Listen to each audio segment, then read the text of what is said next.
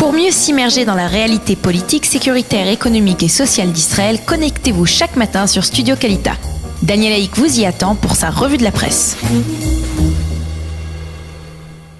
Et ce matin, le principal titre de l'actualité israélienne, c'est une nouvelle fois cette fameuse loi, la fameuse loi sur la fermeture des commerces le jour du Shabbat. En effet, cette loi des commerces de proximité sera proposée en deuxième et troisième lecture.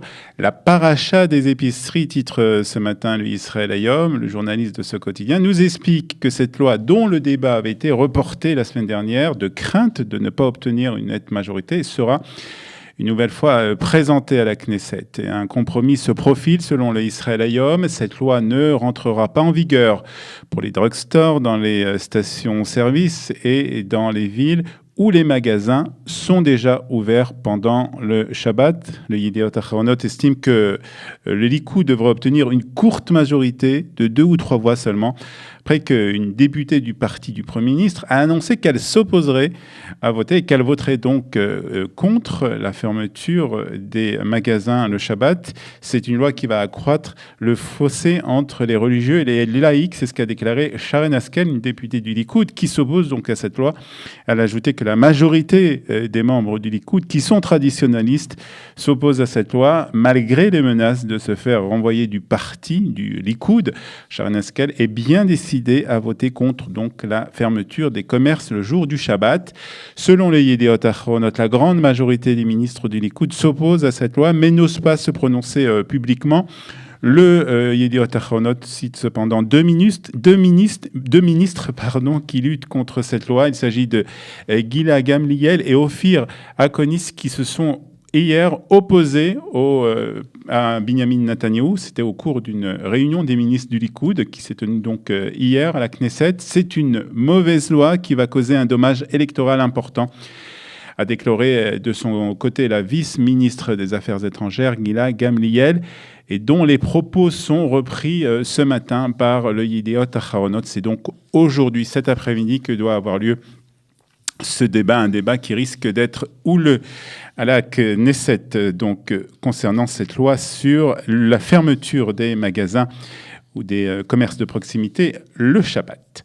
Le Haaretz nous apprend ce matin aussi qu'Israël va rétablir l'électricité dans la bande de Gaza après que l'autorité palestinienne a accepté de payer à nouveau l'électricité des habitants de l'enclave palestinienne. Le Maariv ajoute qu'Israël avait réduit de quelques 50 mégawatts ses livraisons au territoire palestinien, affirmant que l'autorité palestinienne refusait de régler la facture.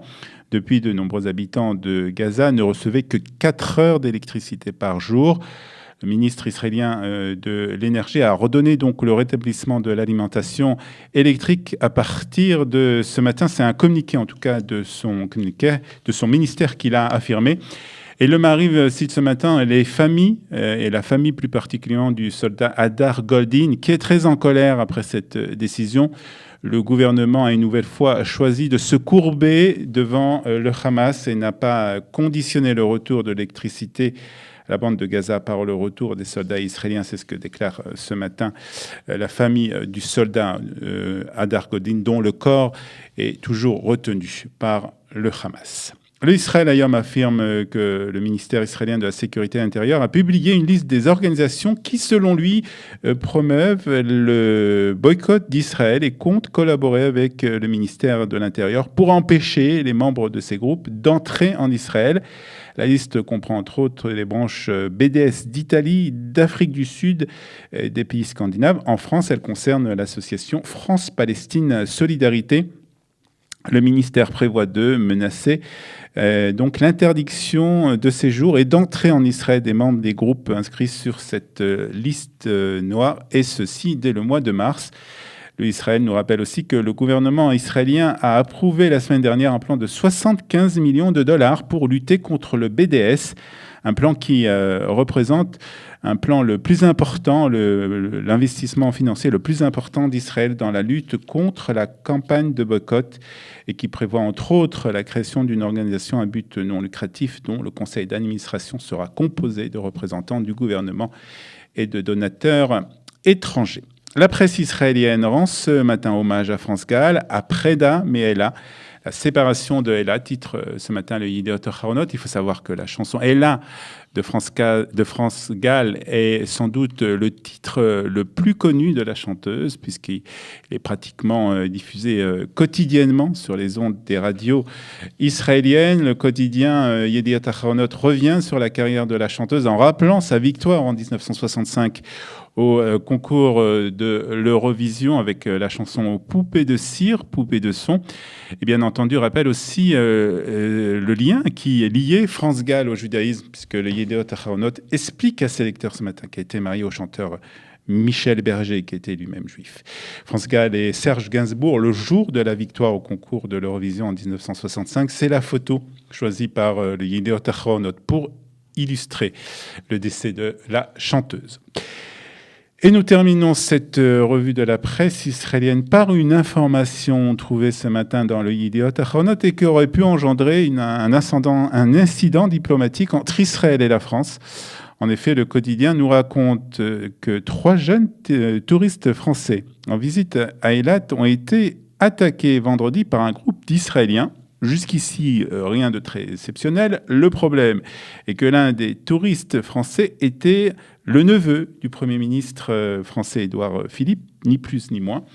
Les touristes ont été légèrement blessés et transportés à l'hôpital Yosef Tal à Eilat en raison de la proximité familiale avec donc le Premier ministre français.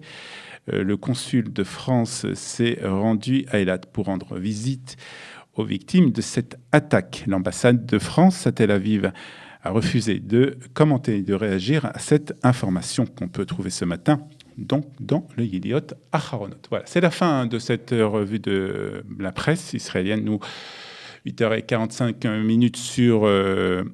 sur Studio Kalita, et nous allons justement écouter un titre de France Gall, qui est chanteuse qui est décédée donc hier à l'âge de 70 ans.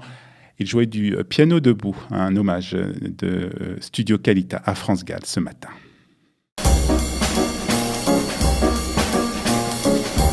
Pour mieux s'immerger dans la réalité politique, sécuritaire, économique et sociale d'Israël, connectez-vous chaque matin sur Studio Kalita.